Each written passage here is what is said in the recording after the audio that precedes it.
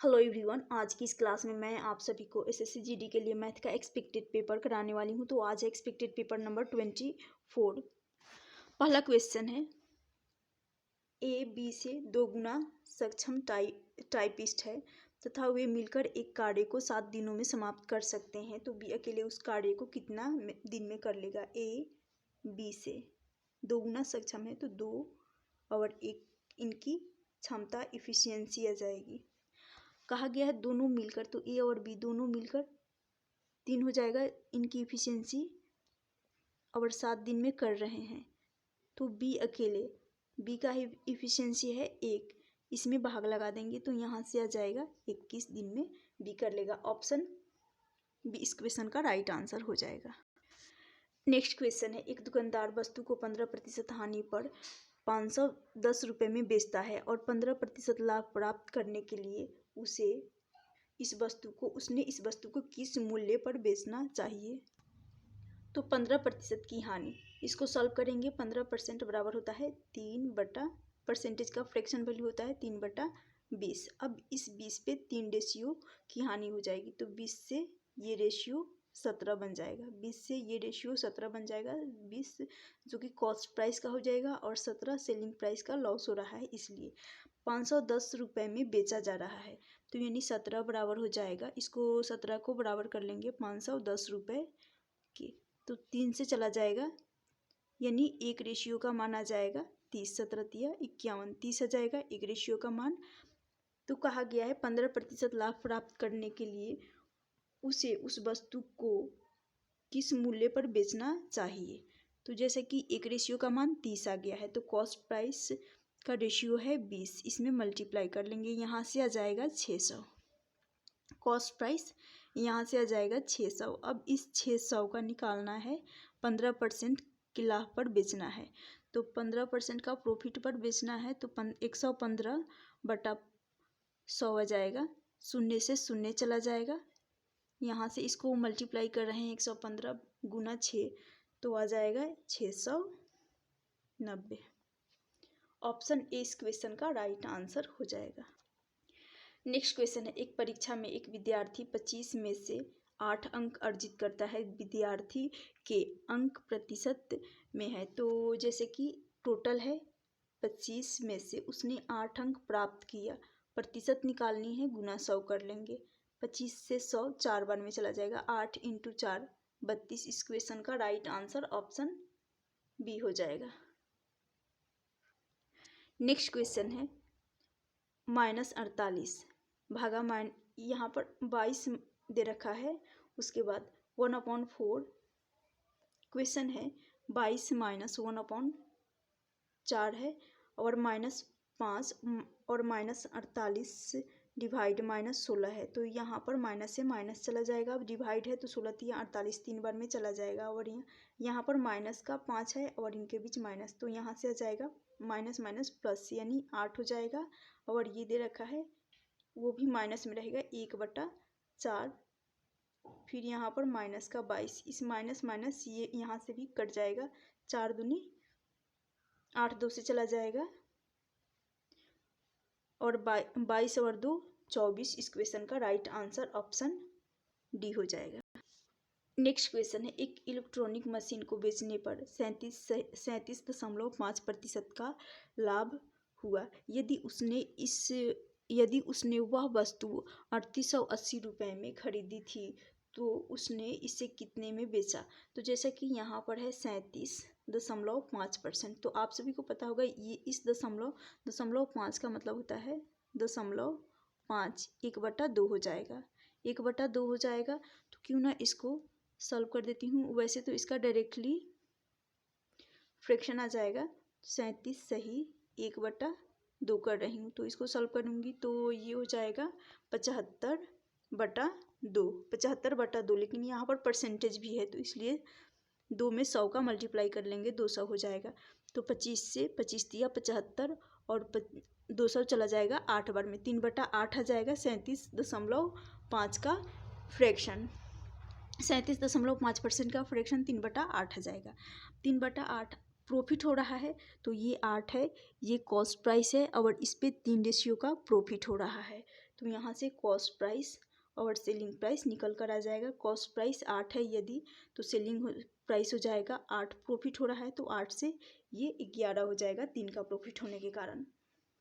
अब कहा गया है उसने वह वस्तु 3880 रुपये में खरीदी थी। तो ये जो 8 रेशियो को 3880 के बराबर कर लेंगे। 8 रेशियो जो कि 3880 रुपये के बराबर कर लेंगे। 8 से काटेंगे तो ये चला, यहाँ से एक रेशियो का मान आ जाएगा 8 चौका 32, 8 अठाई 64, उसके बाद 8 बचे 40, यानी 485 आ रहा है। 485 आ रहा है। पूछा गया है उसने इससे कितने में बेचा, तो एक रेशियो का मान 885 आ रहा है। तो इसके साथ 11 के साथ 11 रेशियो जो कि सेलिंग प्राइस का है, इसका मल्टीप्लाई कर देंगे 485 का 11 से। तो यहाँ से आ जाएगा 11 + से 55,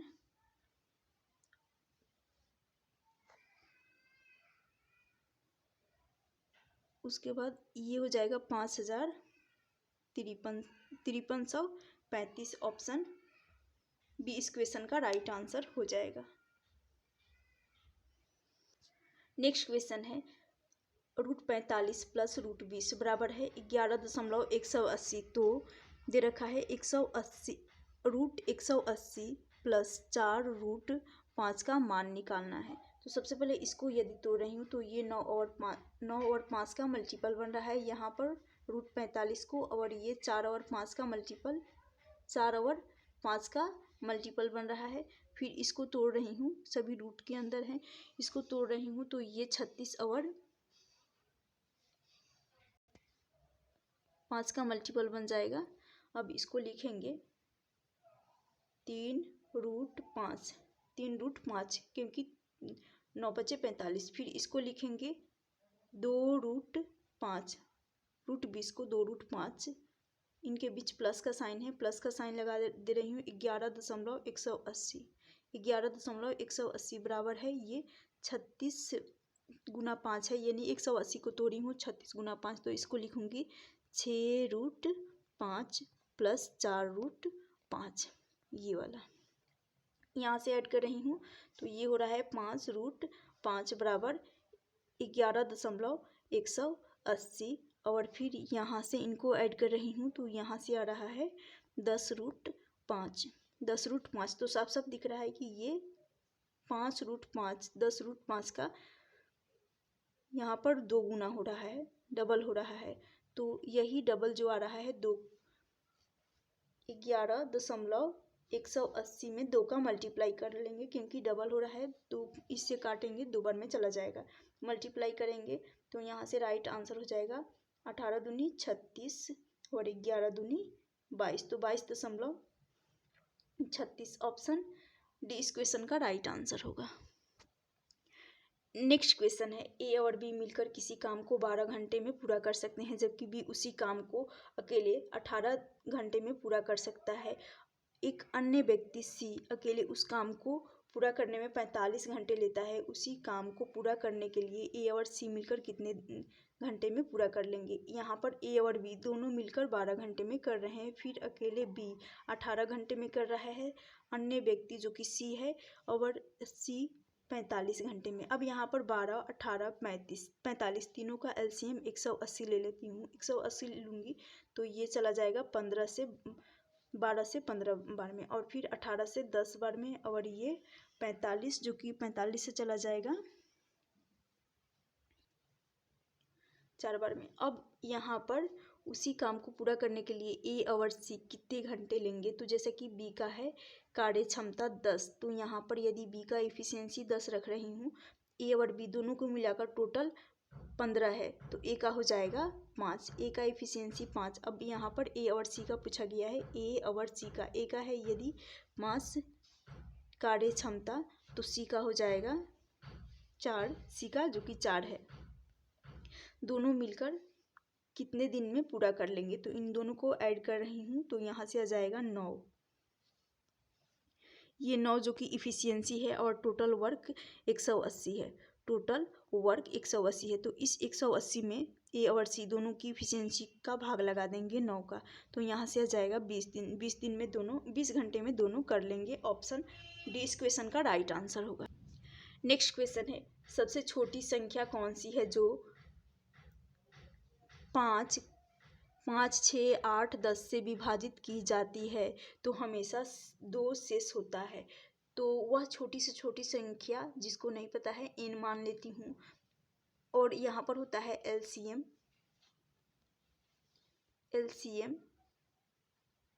छोटी से छोटी संख्या निकालने के लिए यहाँ पर एलसीएम में के का गुना किया जाता है, यानी के का कोई वैल्यू रखा जाता है और उस के का वैल्यू को एलसीएम के साथ गुना किया जाता है। और शेषफल 2 है, यहाँ पर शेषफल 2 है तो प्लस का 2 लग जाएगा। अब सबसे पहले इनका एलसीएम निकाल लेती हूँ। जैसे कि यहाँ है 5, 6, 8, वैसे तो 120, इसका एलसीएम आ जाएगा 5, 6, 8, 10। एलसीएम तो 2 से ले जा रही हूँ, 5 नहीं जाएगा, 3 दूनी 6, 4 दूनी 8, 5 दूनी 10। फिर इसको ले जाऊँगी यहाँ से 5 से जा रहा है, 5 एकम 5, 3 नहीं जाएगा, 4 नहीं जाएगा, फिर 5 एकम 5, यानी अब 3 भी नहीं जाएगा और साथ में 4 भी नहीं जाएगा किसी भी नंबर से। तो यहाँ पर 5 दूनी 10 और 4 तिया 12, यानी 120 एलसीएम आ रहा है। 120 एलसीएम 120 आ रहा है। तो अब जैसा कि कहा गया है छोटी से छोटी संख्या है तो के का क्या वैल्यू रखें, 1 रखना पड़ेगा और इसके साथ 2 का शेष को ऐड करना होगा। तो यहाँ से आ जाएगा 122। 122 वह छोटी से छोटी संख्या होगी। तो ऑप्शन डी इस क्वेश्चन का राइट आंसर हो जाएगा। नेक्स्ट क्वेश्चन है, कोई व्यक्ति 100 मीटर प्रति सेकेंड की गति के साथ चल रहा है। 1 मिनट में इस व्यक्ति द्वारा तय की गई दूरी ज्ञात करनी है। तो जैसे कि 100 मीटर है, 100 मीटर है और यहाँ पर मिनट, 1 मिनट यानी 60 सेकेंड के बराबर होता है। तो इसमें 60 का मल्टीप्लाई कर लेंगे, यानी यहाँ से आ जाएगा 6000 मीटर। इस मीटर को किलोमीटर में बदलेंगे, यानी 6 किलोमीटर। इस क्वेश्चन का राइट आंसर हो जाएगा ऑप्शन बी। नेक्स्ट क्वेश्चन है, 5% की दर से 5 वर्ष के लिए निवेश किए गए 1450 रुपये पर साधारण ब्याज कितना होगा। तो जैसे कि रेट इंटू सिंपल इंटरेस्ट की बात है, सिंपल इंटरेस्ट है तो रेट इंटू टाइम किया जाता है। रेट यानी दर इंटू समय किया जाता है, टाइम किया जाता है। तो रेट है 5% और दर है, यहाँ पर टाइम है 5 वर्ष का। यहाँ से आ जाएगा सिंपल इंटरेस्ट 25%। अब ये जो 25% आया है इसका फ्रैक्शन वैल्यू आप सभी को पता होगा, फ्रैक्शन में कन्वर्ट कर ले रही हूँ। 1/4 होता है 25% का फ्रैक्शन वैल्यू, और इसका ये रुपये है 1450। 1450 का 1/4 कर लूँगी, 1450 का 1/4 करूँगी, 4 से काटूँगी, 4 तिया 12, 3 बार में चला जाएगा। फिर उसके बाद यहाँ पर बचेगा 2, 4 छक 24, फिर 6 से चला जाएगा, यहाँ फिर 2 से जाएगा। अब यहाँ पर बचा 1, जिसको पॉइंट लगाकर 10 मानूंगी, और उसके बाद ये चला जाएगा 5 से, तो 362.5। ऑप्शन डी इस क्वेश्चन का राइट आंसर हो जाएगा। नेक्स्ट क्वेश्चन है, एक यदि पृथ्वी पर भूमि और पानी का अनुपात 1:2 है और दक्षिणी गोलार्ध पर 4:11 है तो उत्तरी गोलार्ध में भूमि और पानी का अनुपात ज्ञात करना है। तो जैसा कि एक दक्षिणी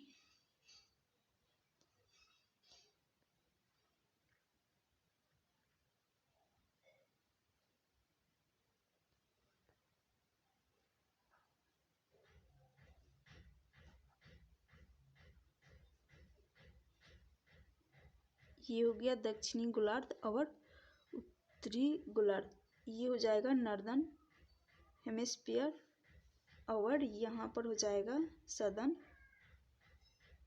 हेमिस्फीयर, यानी उत्तरी गोलार्ध और दक्षिणी गोलार्ध। दक्षिणी गोलार्ध पर है भूमि और लैंड और वाटर का, लैंड और वाटर का रेशियो है 4:11, 4:11 है। और पृथ्वी पर है 1 लैंड और वाटर का 1:2 है। अब यहाँ से इन दोनों का सम कर लेंगे, 3 आ रहा है, और यहाँ से सम करने पर 15 आ रहा है। तो 15 और 3 का गुणज ले लेते हैं, यानी 15 कोई ऐसा नंबर जो कि 3 और 15 दोनों से कट जाए, तो यानी 15 ले लेती हूँ। जब 15 लूँगी तो जैसे कि यहाँ 15 ले ली। अब ये एक और नंबर है और इसमें हमें बांटना है इस 15 को, जो कि नहीं बांटा जा सकता है, इसलिए मैं इसको डबल कर लेती हूँ। डबल करूँगी तो यहाँ से आ जाएगा 30, यहाँ से आ जाएगा 30। अब 30 आ गया तो इसका आधा भाग जो कि 15 हो जाएगा, नॉर्दर्न और सदर्न का हो जाएगा 15। फिर इस 30 को, इससे 3 रेशियो को 30 के बराबर कर रही हूँ, तो यहाँ से आ जाएगा 1 रेशियो बराबर 10। 1 रेशियो बराबर 10, तो यहाँ से आ गया लैंड का हिस्सा 10 रेशियो और वाटर का रेशियो मैं यहाँ से अब हटा रही हूँ। वाटर का रेशियो यहाँ से आ जाएगा 20 आ गया। अब जो फिर इसको बांटेंगे, 15 रेशियो 15 के बराबर कर रही हूँ, तो यहाँ से आएगा 4 रेशियो ही रहेगा, और यहाँ से 1 बराबर 1 इंटू 4 का मल्टीप्लाई करेंगे तो यहाँ से 4 ही रहेगा, और यहाँ से भी 11 ही रहेगा। तो निकालना है उत्तरी गोलार्ध का भूमि और पानी का हिस्सा, तो यानी लैंड और वाटर का अनुपात निकालना है।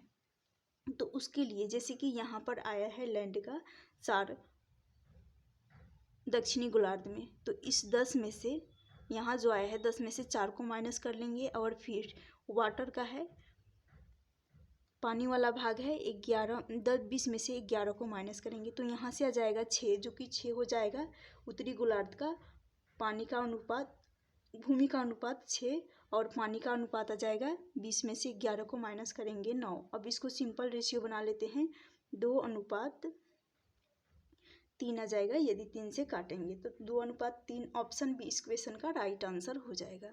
नेक्स्ट क्वेश्चन है, एक समचतुर्भुज का परिमाप दे रखा है 56 सेंटीमीटर और उसके दूसरे विकर्णों की लंबाई 26 सेंटीमीटर है। तो समचतुर्भुज के दूसरे विकर्ण, यहाँ पर उसके विकर्णों की लंबाई 26 है, तो दूसरे विकर्ण की लंबाई पूछी गई है।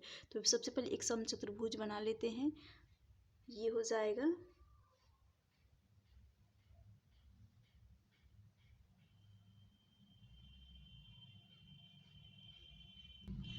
जब भी दो विकर्ण एक दूसरे को 90 डिग्री पे काटते हैं, तो यहाँ पर बन जाएगा 90 डिग्री। अब जैसा कि दे रखा है समचतुर्भुज के प्रत्येक भुजा जो कि बराबर होते हैं, और परिमाप दे रखा है 56, तो परिमाप बराबर हो जाएगा 4 गुना भुजा, तो यानी 4a, भुजा को मानी हूँ a, जिसको 56 के बराबर कर लूँगी, 56 सेंटीमीटर के बराबर कर लूँगी, तो a का मान यहाँ से निकल जाएगा 14 चौका 56, तो यानी प्रत्येक भुजा 14 सेंटीमीटर की हो, क्योंकि समचतुर्भुज के प्रत्येक भुजा बराबर होते हैं। अब यहाँ पर जैसा कि 26 सेंटीमीटर विकर्ण, तो ये हो जाएगा 13 और 13 में बढ़ जाएगा।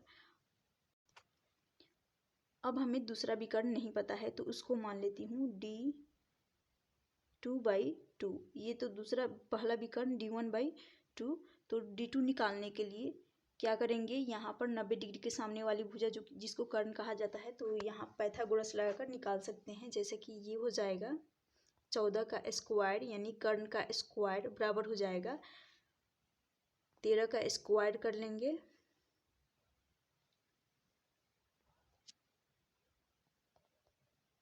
प्लस हो जाएगा D2/2 रहेगा, इसका स्क्वायर करना होगा, तो यहाँ से आ जाएगा 14 का स्क्वायर माइनस रहेगा 13 का स्क्वायर बराबर हो जाएगा D2, इस 2 का स्क्वायर कर लेंगे 4 आ जाएगा। फिर यहाँ से ये 4 इधर आकर इधर आ जाएगा, और रूट के अंदर इसको जब मैं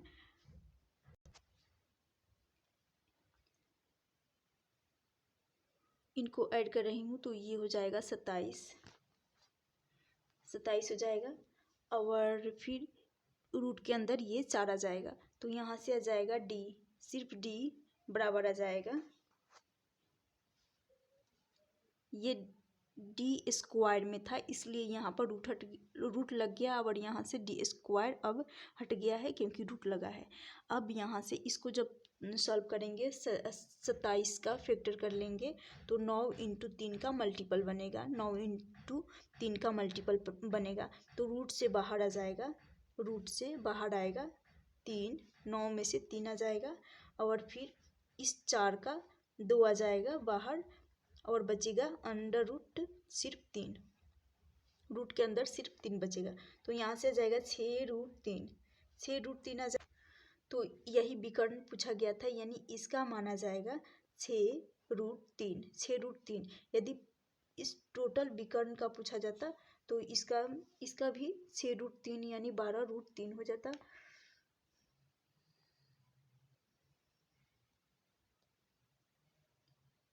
ऑप्शन सी इस क्वेश्चन का राइट आंसर हो जाएगा। नेक्स्ट क्वेश्चन है, यदि सम बहुभुज के प्रत्येक आंतरिक कोण 168 डिग्री है तो इसकी भुजाओं की संख्या निकालनी है। तो आप सभी को पता होगा internal angle, internal plus external का सम होता है, यानी आंतरिक कोण प्लस बाह्य कोण का सम होता है 180 डिग्री के बराबर। तो जैसे कि इंटरनल एंगल 168 डिग्री दे रखा है तो हमें एक्सटर्नल यदि 12 होगा तभी तो 112 डिग्री होगा तभी तो 180 डिग्री बन जाएगा, क्योंकि 180 आना चाहिए दोनों का योग। तो यानी एक्सटर्नल एंगल हो गया 12 डिग्री, एक्सटर्नल 12 डिग्री हो गया। तो भुजाओं की संख्या निकालने के लिए 360 में एक्सटर्नल एंगल जो कि 12 डिग्री है, इसका मान, एक्सटर्नल एंगल का मान 12 है, इसका भाग लगा देंगे 360 में तो यहाँ से आ जाएगा 30। ऑप्शन ए इस क्वेश्चन का राइट आंसर हो जाएगा। नेक्स्ट क्वेश्चन है, सुमन क्रमशः 10 किलोमीटर प्रति घंटा, 20 किलोमीटर प्रति घंटा तथा 6 किलोमीटर प्रति घंटा की चाल से चलते हुए बराबर दूरियां तय करता है, यानी दूरी यहाँ पर सेम है, तथा कुल 19 मिनट का समय लेता है उसके द्वारा तय की गई दूरी किलोमीटर में ज्ञात करनी। तो पहला दूरी 10 किलोमीटर प्रति घंटा से, फिर दूसरा दूरी है, यानी दूरी सेम है 20 किलोमीटर प्रति घंटा की चाल से, और फिर 6 किलोमीटर प्रति घंटा की चाल से, और उसको तय करने में कितना समय लग रहा है 19 मिनट का, 19 मिनट का। इसको सेकेंड में बदल देते हैं तो 60 का भाग लगाए 19 मिनट बट्टा हो जाएगा यहाँ पर 60।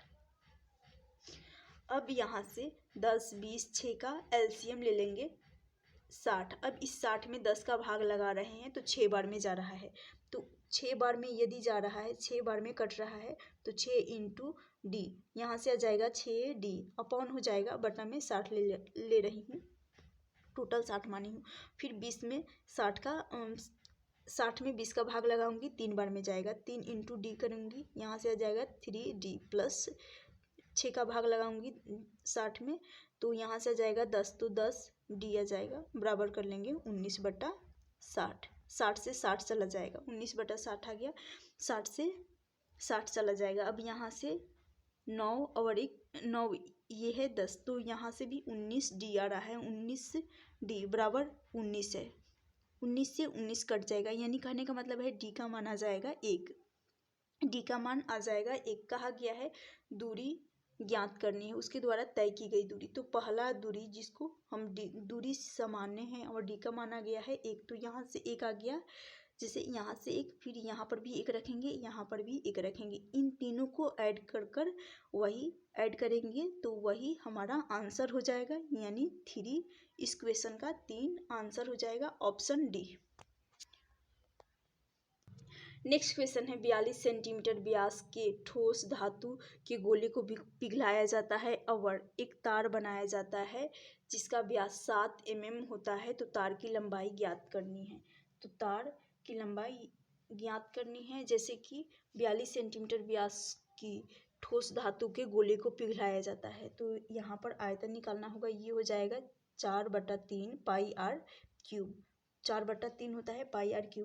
अब जैसे कि ये 42 सेंटीमीटर क्या है व्यास, तो रेडियस होता है इसका आधा, रेडियस हो जाएगा 21, तो पाई का मान यहाँ पर पाई ही रहने देती हूँ, r³ आएगा, यानी 21 इंटू 21 इंटू आ जाएगा 21। फिर एक तार को एक तार बनाया जाता है, गोले को पिघलाकर एक तार बनाया जाता है जिसका व्यास 7 mm है। तो यहाँ पर आ जाएगा बेलन का आयतन। तार को पिघलाकर गोले को पिघलाकर तार बनाया जाता है, यानी बेलन का आयतन आ जाएगा जो कि हो जाएगा पाई आर स्क्वायर्ड एच। तो यहाँ पर जैसे कि 7 mm है, यहाँ व्यास 7 mm है, तो रेडियस हो जाएगा वही 7/2 आएगा। लेकिन इस mm का भी यहाँ सेंटीमीटर में है, तो इस mm को सेंटीमीटर में सबसे पहले चेंज करना होगा। तो जैसे कि ये हो जाएगा व्यास है तो रेडियस हो जाएगा इसका आधा 7/2। अब जैसे कि 7 mm दे रखा है, आप सभी को पता होगा 1 सेंटीमीटर जो कि 10 mm के बराबर होता है। 1 सेंटीमीटर 10 mm के बराबर होता है। तो यहाँ से 1 mm बराबर हो जाएगा 1/10 सेंटीमीटर। 1/10 सेंटीमीटर। तो यहाँ पर इसके साथ 1/10 का भी, क्योंकि mm को सेंटीमीटर में बदली हूँ तो 1/10 का मल्टीप्लाई होगा। फिर यहाँ जैसे कि व्यास है और रेडियस यहाँ पर पाई आर स्क्वायर एच लेना है, तो रेडियस 7/2 आ गया। तो एक बार और 7/2 का मल्टीप्लाई होगा क्योंकि रेडियस 2 बार आएगा 7/2। और इसको 7/2 mm को सेंटीमीटर में कन्वर्ट की तो 1/10 का भी मल्टीप्लाई करना होगा क्योंकि 2 बार आएगा। अब ये हो गया। उसके बाद ऊंचाई h मान लेती हूँ, ऊंचाई को h मान लेती हूँ। अब यहाँ से कट जाएगा 7 तिरिक 21, 7 से 7 चला जाएगा, फिर इस 7 से ये चला जाएगा 3 बार में 21, पाई से पाई चला जाएगा। इनको आप मल्टीप्लाई कर लेंगे यहाँ से 21 से 21 into 3 into 4, 21 into 4 into 3 into हो जाएगा, इसको भी मल्टीप्लाई करना होगा 4, 2 इंटू 2 4 इंटू हो जाएगा ये 10 इंटू 10 100, 21 चौक 84, यहाँ से आ जाएगा 84, 4 तिया 12, लेकिन इसके साथ 100 का यानी 1200, 12 इंटू 100, यहाँ से आ जाएगा 1200। 84 इंटू 1200 यदि कर रही हूँ तो ये चला जाएगा 12 चौक 48, 12/96 और ये हो जाएगा 100, फिर एक 0 लग जाएगा। तो ये सेंटीमीटर में है, राइट, ये सेंटीमीटर में है। तो इसका राइट आंसर हो जाएगा मीटर में, जो कि 1008, यहाँ से आ जाएगा 1008 मीटर। 1008 मीटर ऑप्शन बी इस क्वेश्चन का राइट आंसर हो जाएगा।